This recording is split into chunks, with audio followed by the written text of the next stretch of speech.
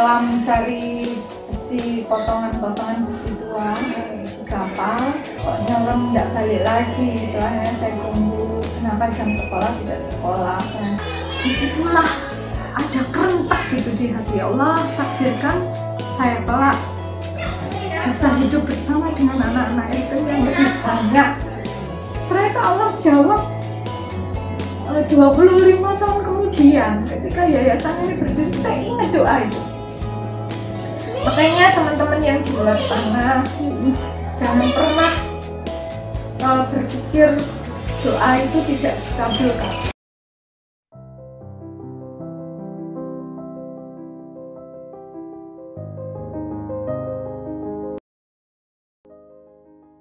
Pasti banyak ibu suka dukanya menjadi ketua yayasan, ngurusi anak-anak. Bisa diceritakan ke teman-teman ya kan? Kalau sukanya itu ketika ide dan program itu terlaksana, itu suka, bahagianya luar biasa, terasa perjuangan ini ada hasil. Kalau duka ya duka itu ketika kita mengalami kesulitan. Wajar ya manusia, ketika sesuatu yang kita rencanakan tidak sesuai ekspektasi itu pasti ada luka di hati. Cuman kembali lagi, setiap hal yang kita lakukan, yang kita berikan, karena setiap kebaikan itu tidak selalu menjadi baik. Kita memberikan kebaikan ke orang lain belum tentu itu menjadi baik untuk orang lain itu. Maka dari pelajaran-pelajaran ini, dari proses hidup mulai awal sampai akhir ini untuk yayasan guys, sampai detik ini, saya selalu menguatkan hati. Dalam hati itu, biarkan semua berjalan sesuai takdirmu. Jadi ketika nggak sesuai dengan ekspektasi, saya kembalikan ke Allah. Berarti ini yang terbaik sudah untuk yayasan. Yang penting untuk teman-teman di luar sana, jangan pernah berhenti untuk melakukan dan bergerak. Kalau sampai berhenti, sudah stagnan kita di situ, selesai. Tapi setiap kita mau bergerak, setiap mau ada pergerakan apapun itu gerakannya, maka Allah akan memberikan jalan yang tidak pernah kita sangka. Saya apapun itu selalu melibatkan ilmu langit. Ilmu bumi itu tetap saya kerjakan. Setiap pagi saya melakukan jadwal apa, mau memberikan progres apa gitu, selalu kita tata gitu. Tapi ilmu langit juga nggak kami lepas. Kenapa seperti itu? Bu Sylvie itu siapa? Tidak, bukan siapa-siapa, tidak punya apa-apa. Harusnya yang berbuat banyak seperti ini adalah mereka-mereka yang lebih kaya, tapi tidak punya waktu gitu kan. Kita sama, tidak punya apa-apa, tapi punya keinginan besar. Dukanya itu ketika dana tidak ada. Dana tidak ada. Saya bukan orang yang bisa minta-minta bawa proposal gitu, saya paling malu. Tapi saya selalu meyakini Allah itu bukan sare gitu. Allah itu selalu ada. Dari setiap gerak apa, program apa untuk anak-anak, bismillah, semoga sisanya Allah selesaikan dengan baik.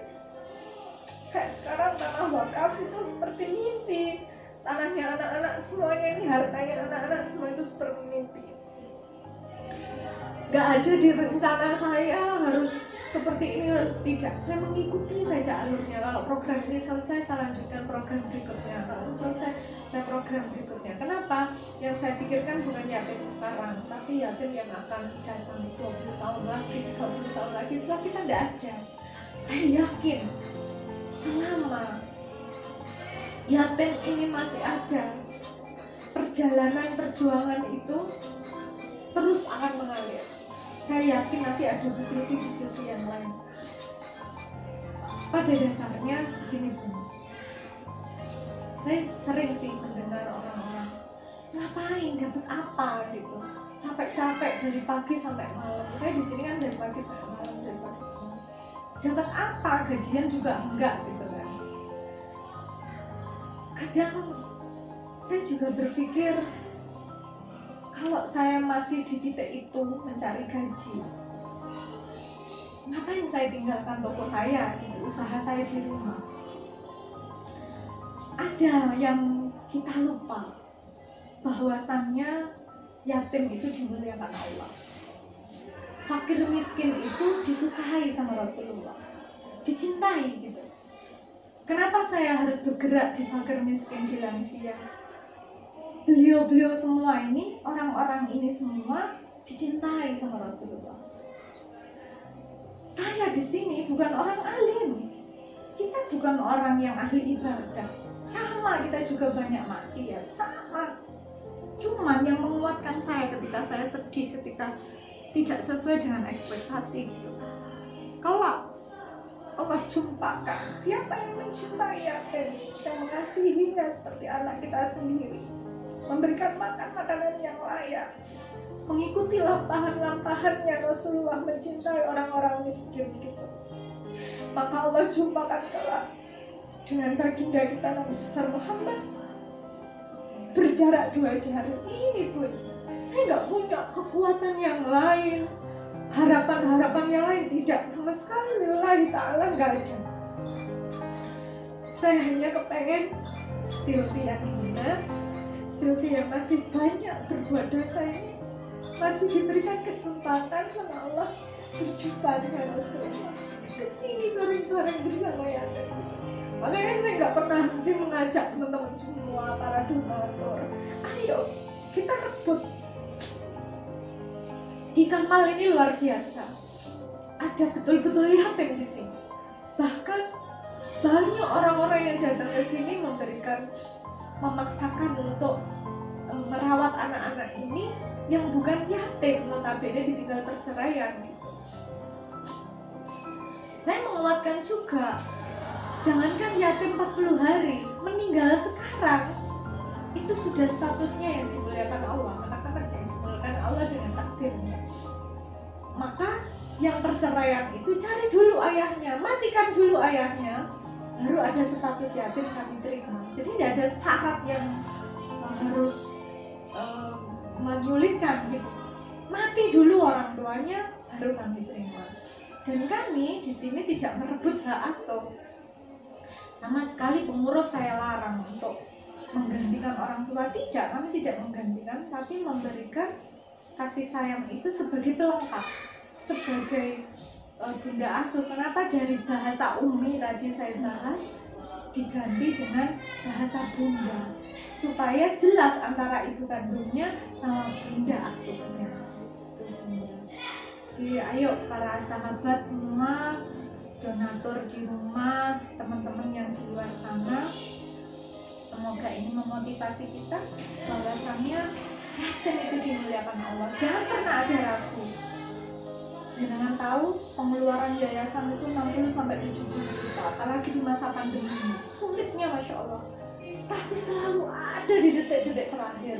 Dan semuanya tidak kami kenal. Ada beberapa yang kami kenal, ada yang enggak. Kalau ada yang bilang yayasan baru aja nggak usah dibantu, sudah berdiri besar, sudah jalan, sudah sogi katanya orang Madura.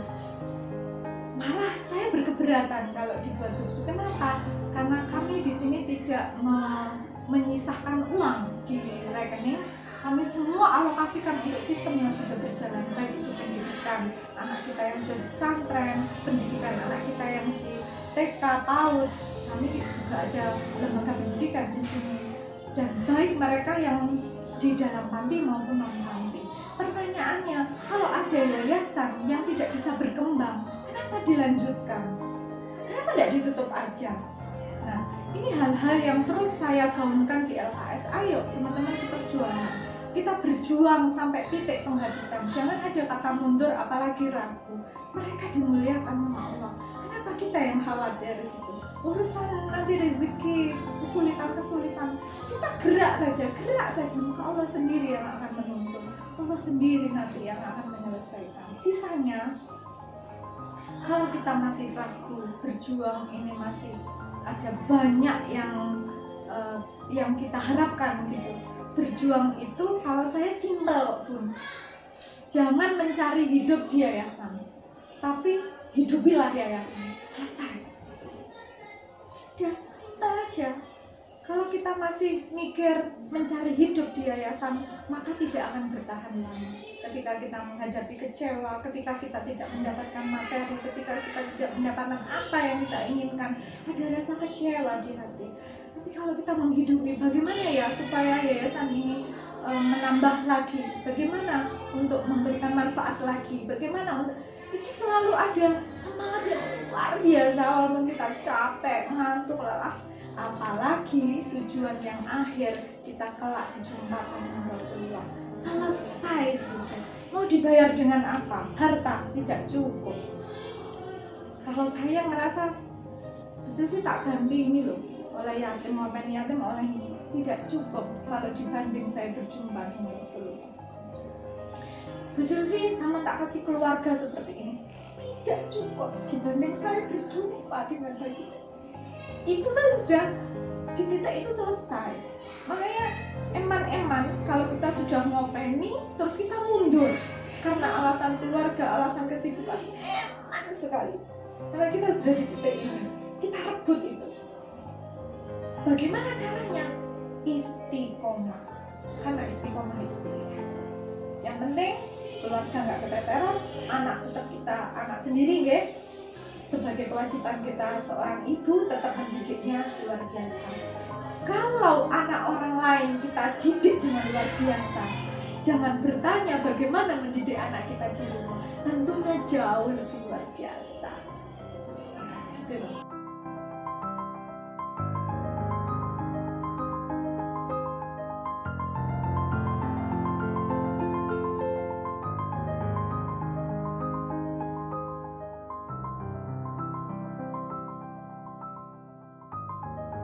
Lupa like, komen, and share karena satu itu gratis. Jangan lupa bahagia dan selalu bersyukur.